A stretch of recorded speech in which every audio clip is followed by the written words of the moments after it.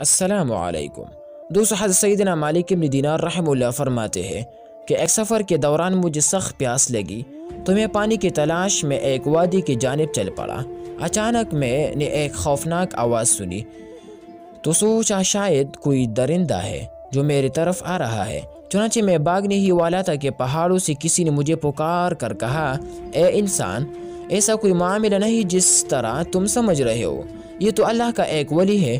جس نے شدت حسرت سے ایک لمبی سانس لی تو اس کی آواز بلند ہو گئی۔ جب میں اپنے راستے کی جانب واپس پلٹا تو ایک نوجوان کو عبادت میں مشغول پایا۔ میں نے اسے سلام کیا اور اپنے پیاس کا بتایا تو اس نے کہا، اے مالک، اتنی بڑی سلطنت میں تجھے پانی کا ایک قطرہ بھی نہیں ملا۔ پھر وہ چٹان کی طرف گیا اور اسے ٹوکر مار کر کہنے لگا، اس ذات کی قدرت سے ہمیں پانی سے سیراب کر جو بوسیدہ ہڈیوں کو بھی زندہ فرمانے پر قادر ہے۔ اچانک چٹان سے پانی ایسے بہنے لگا جیسے چشمے سے بہتا ہو۔ میں نے جی بھر کر پینے کے بعد عرض کی، مجھے ایسی چیز کی نصیحت فرمائیے جس سے مجھے نفع ہوتا رہے۔